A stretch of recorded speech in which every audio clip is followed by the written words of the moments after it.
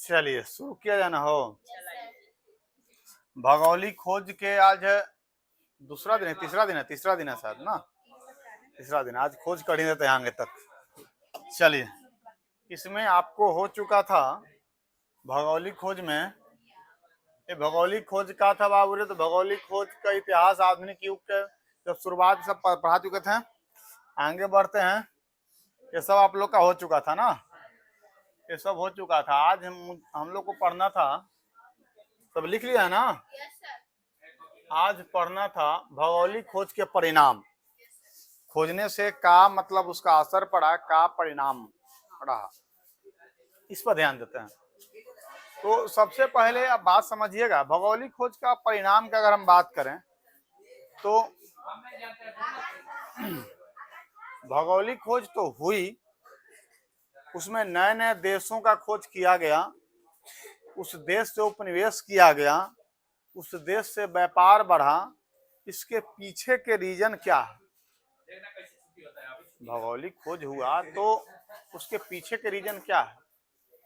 क्यों लोग खोज के पीछे पड़ गए? काम तो चल ही रहा था ना। हम बताए थे कि क्यों खोज के पीछे पड़े थे, क्योंकि ये सब मिडिल ईस्ट पूरी तरह से, जिसको हम लोग मुस्लिम कंट्री बोलते हैं, या सऊदी वाला जो एरिया है, वो पूरी तरह से व्यापार को, जो यूरोपीय लोग व्यापार कर रहे थे रेशम मार्ग से भारत से यानी एशिया से, व्यापार को ठप कर दिया गया था। ठीक है, उस पर बहुत ज्यादा टैक्स लिया जा रहा था, तो इन लोग के पास कोई ऑप्शन नहीं था, तो ये लोग नए नए मार्ग के खोज के पीछे पड़ गए। ये लोग ऐसा नहीं था कि मतलब कोई देश के खोजने निकले थे, नहीं, ये लोग भारत को खोजने निकले थे। वो तो गलती से अमेरिका खोजा गया, ठीक ना। ये लोग व्यापार के व्यू से निकले थे कि व्यापार वहां से पहले चल रहा था, अब ठप पड़ गया है, जो दिक्कत हो रहा है। तो ये एक कोई व्यक्ति खोजने के लिए निकले। तो जब व्यक्ति कोई खोजने के लिए निकलता है, तो व्यक्ति अगर कहीं पे व्यापार करता है तो उसको व्यक्तिगत व्यापार करते हैं। क्या बोलते हैं? व्यक्तिगत व्यापार। लेकिन वही अगर उस देश को, उस देश के पूरे लोग के प्रति, पूरे लोग मिलके एक ऐसा व्यापार खड़ा करें जिसको हम कंपनी बोले, कैसे बैठल जाता है हो? बैठू के शिष्टाचार ने मिला है, बाराती महल हो। बात समझ गया? अब कहने का मतलब कि एक देश के सरकार अपने बनाए गए कंपनी को किसी देश में व्यापार के लिए भेजता है, तो उसको बोलते हैं उस देश का उस कंपनी पर, या कंपनी का उस देश पर अधिकार। ठीक ना। इनडायरेक्टली बात समझो कि अगर मान लेते हैं कि इंडिया है, इंडिया कहीं पे भी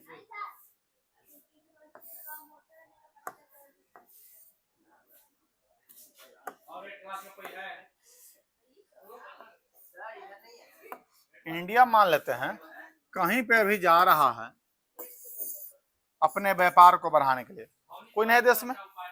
अब नए देश में जब जा रहा है, तो देश में इंडिया खुद नहीं जाके यहाँ के कंपनी अडानी कंपनी को, अडानी के जो कंपनी है उसको भेज दिया, या टाटा है उसको भेज दिया। बात समझें? टाटा को भेज दिया, और टाटा जाके किसी देश पर, टाटा को अपना एक अधिकार दे दिया कि जाके आप उस देश पर व्यापार कर सकते हैं। और टाटा किसी देश पर जाके व्यापार कर रहा है, तो इनडायरेक्टली इंडिया व्यापार कर रहा है ना। इंडिया वहां से कर रहा है ना, वहां से जो भी चीजें हैं उसको अपने अंदर में ले रहा है। तो वही बात हुआ था यहाँ पे। यहाँ पे जब कंपनी, किसी व्यक्ति ने जब व्यापार शुरू की, तो हम बताए थे कि बाबू रे सबसे पहले 1498 की हम बात बताए थे। उस समय कौन पहुंचा था? वास्को डी गामा, है ना। तो कहने के मतलब, अब देखिए, अब पढ़ते चलते हैं, बात को समझाते चलते हैं। कहता है कि भौगोलिक खोज ने दुनिया को एक दूसरे से जोड़ने और मतलब पहली बार विश्व के कई भूभाग एक दूसरे के संपर्क में आए। मतलब भौगोलिक खोज दुनिया को एक दूसरे देशों से जोड़ने का काम किया, और बहुत सारा लोग जो देश के नाम नहीं जानते थे, क्षेत्र के नाम नहीं जानते थे, वो भूभाग भी दुनिया से क्या हुआ, जुड़ते चला गया। बात समझ गए? तो आगे कहता है इससे व्यापार, धर्म, संस्कृति और ज्ञान का क्षेत्र में बढ़ावा हुआ, आदान प्रदान हुआ, ज्ञान का क्षेत्र, धर्म का आदान प्रदान हुआ, अपने संस्कृति का आदान प्रदान हुआ, एक दूसरे को संस्कृति बताएं कि भाई हम ऐसे रहते थे आप भी ऐसे रहो। तो कहने के मतलब कि इससे व्यापार में, इससे कहां कहां, इससे व्यापार में, धर्म में, संस्कृति में और ज्ञान के क्षेत्र में बड़े बदलाव आए। लोग अपनाएं कुछ ज्ञान को, कुछ संस्कृति को अपनाएं। जैसे आप सुनिएगा आगे चल के कि इंडिया में उस समय ईसाई धर्म नहीं था। इंडिया में उस समय मतलब ईसाई जो मिशनरियां हैं वो सब नहीं था। तो ये सब यहाँ वहाँ के लोग आए, अपनी संस्कृति को यहाँ दिए, अपने धर्म को यहाँ पे दिए, यहाँ के लोगों से धर्म परिवर्तन करवाएं। कुछ लोग धर्म को खुशी खुशी मान लिया, कुछ लोग के साथ अत्याचार होकर फिर धर्म को मानने पड़ा, है ना। और कुछ लोग का क्या है कि देखिए उस समय का कंडीशन कुछ और था। अब के ईसाई देखो, अब जो ईसाई लोग हैं वो कितने अच्छे से घुल मिल गए हैं, कितने अच्छे से काम कर रहे हैं, सब चीज आप आज देखो। आज उनको कोई हॉस्पिटल देख लो, कोई स्कूल देख लो या कहीं भी देख लो, वो सब ज्यादा गैदरिंग नहीं पसंद करते हैं। लेकिन उस समय जब वो लोग आए थे तो उस समय आए थे तो उस समय बहुत ज्यादा अत्याचार भी कर रहे थे, जबरदस्ती जबरन धर्म परिवर्तन करवाना। तो उस समय कंडीशन अलग है, लेकिन अब गते सब नॉर्मल होते गया है। हालांकि इसका कुछ नकारात्मक सोच भी बढ़ा। अब नकारात्मक सोच क्या बढ़ा, तो वो लोग उपनिवेश करना शुरू किए। उपनिवेश मतलब लोगों को गुलाम बनाना शुरू किए, गुलाम बनाकर लोगों से काम करवाना शुरू किए। वहां के देश की जिस देश पर, जिस क्षेत्र पर वो लोग व्यापार करते हैं उस क्षेत्र को ही अपने कब्जे में लेना शुरू किए। तो उसको बोलते हैं उपनिवेशवाद। क्या बोलते हैं? उपनिवेशवाद। तो वो लोग उपनिवेशवाद और शोषण को बढ़ावा दिए। किसको बढ़ावा दिए? उपनिवेशवाद और शोषण को बढ़ावा दिए।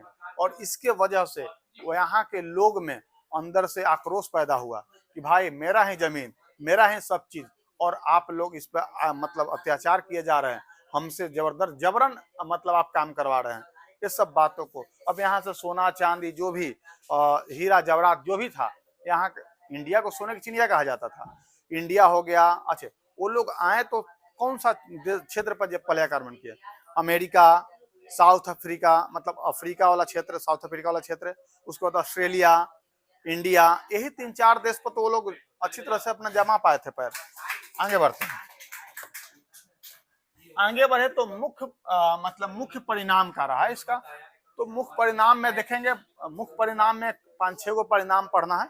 तो 5-6 गो परिणाम में हम पहला परिणाम पर चलते हैं। पहला परिणाम क्या कहता है? पहला परिणाम कहता है कि व्यापार वाणिज्य में वृद्धि। व्यापार वाणिज्य में वृद्धि मतलब कि यहाँ के लोग को इतना काम कराया जाए या यहाँ से कोई भी चीज को ज्यादा से ज्यादा लेके जाके और उस कंट्री में बेचा जाए, वहां से बने बनाए चीज को आके यहाँ महंगा से महंगा में बेचा जाए, या संस्था ऐसा कर दिया जाए कि वहां अगर कंपनी में बने तो हमको हर चीज पे फायदा होना चाहिए। बात समझ गए? ये सब बात माइंड में सोच रखकर वो लोग व्यापार करना शुरू किए, जिससे व्यापार वाणिज्यिक में क्या हुआ? वृद्धि हुआ। कहने का मतलब कि नई जगह का बाबूरे, नई जगहों की खोज से यूरोप का व्यापार बहुत बढ़ा। यूरोप का व्यापार क्या हुआ? बहुत बढ़ा। यहाँ यूरोप कहने का मतलब कौन? यूरोप कहने का मतलब कौन? यूरोप से कौन कौन लोग आए थे? तो आपको बताए थे हम, यूरोप से सबसे पहले तो पुर्तगाल आया था। पुर्तगाल से कौन आया था? Vasco D gamma. सबसे पहले कौन आया था? Vasco D gamma. 1498 को, यानी 1498 को आया था ना, दिसंबर का महीना था, और 31 दिसंबर को यहाँ पे प्रवेश किया था। वो अगर एक दिन लेट करता तो 1499 पढ़ने पड़ता, है ना। तो कहने के मतलब कि जब वो यहाँ पे कर्नाटका के केरल के कालीकट बंदरगाह पे जो प्रवेश किया, तो वहाँ के राजा जमरीन ने सब बात तो बता चुके हैं। तो उस समय वो लोग जब आए थे तो वो लोग का मेन पर्पस था कि यहाँ से हम लोग सिंपल व्यापार करें जो पहले हो रहा था, मसाला वसाला के लेकर। लेकिन जब ये लोग देखें कि यहाँ के राजाओं एक दूसरे से लड़ रहे हैं, एक छोटे छोटे क्षेत्र को लेकर अपने विवाद में हैं, तो ये लोग अपना अधिकार जमाना शुरू किए। छोटे छोटे क्षेत्र को ये लोग भी अपनाना शुरू किए। और समझ गया?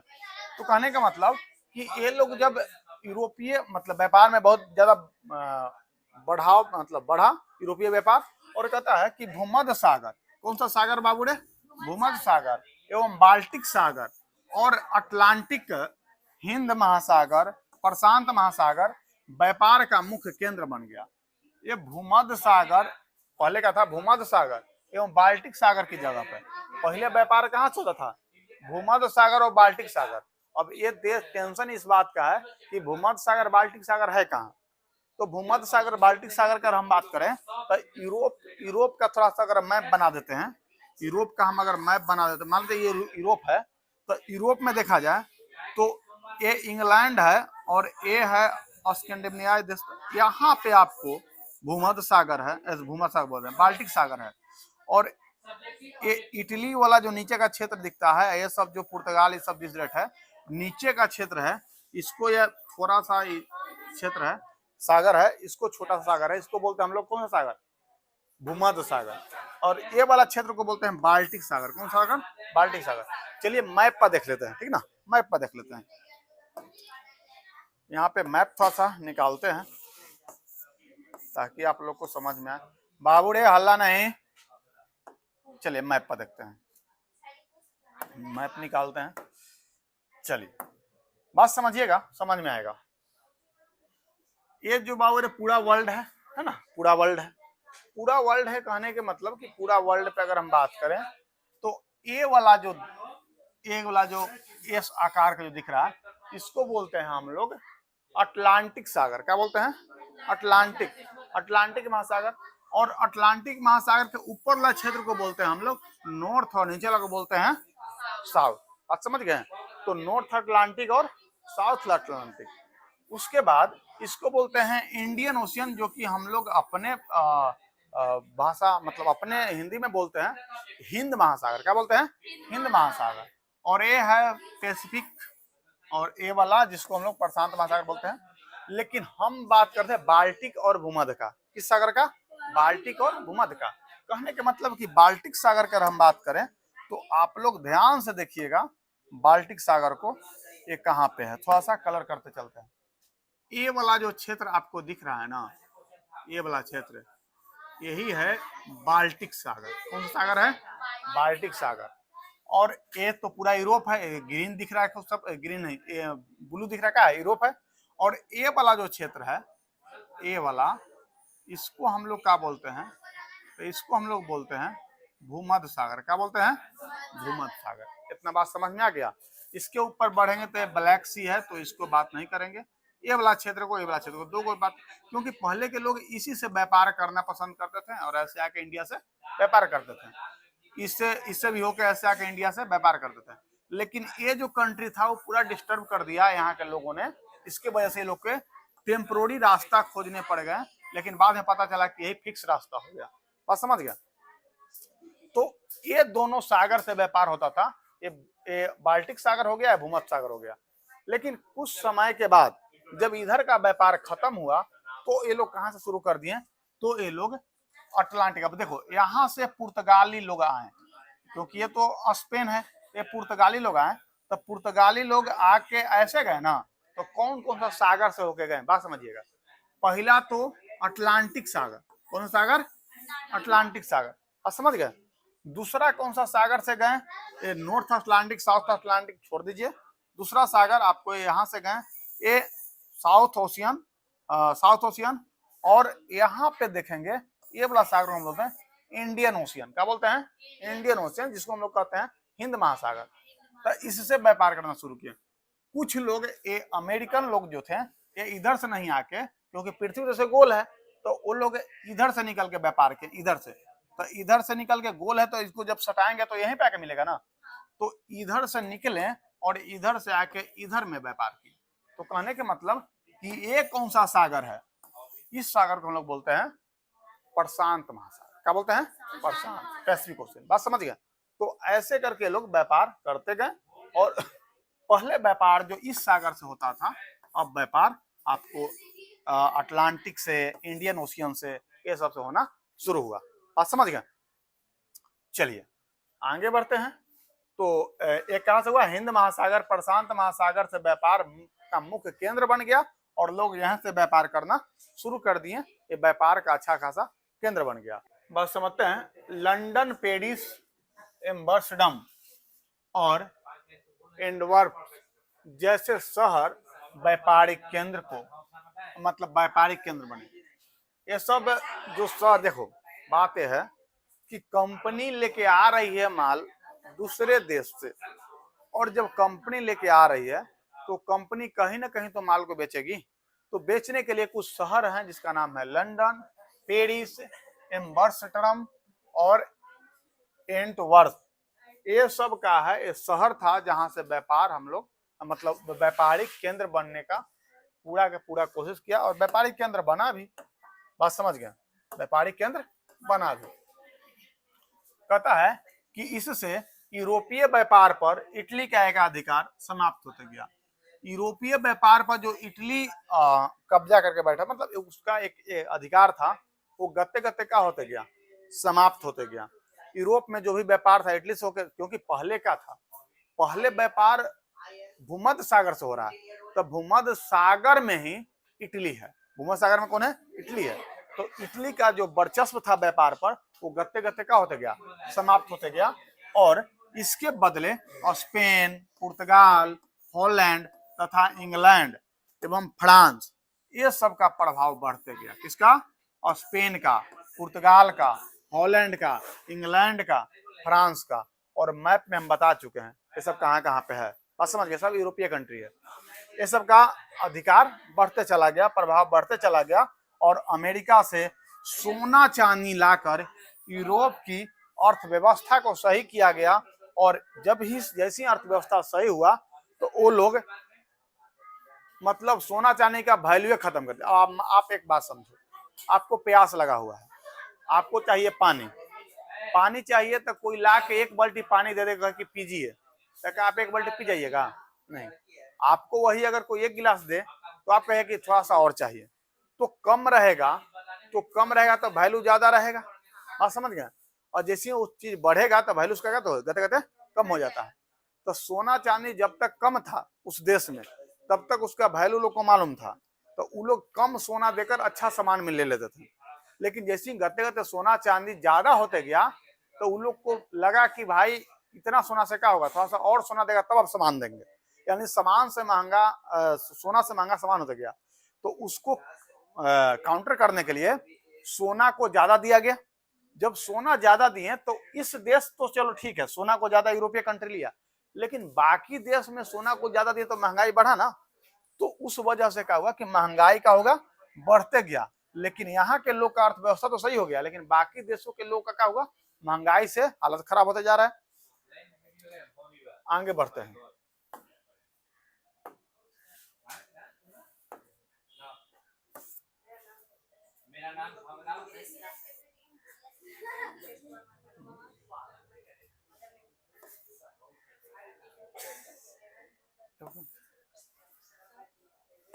दूसरा हट गया ना।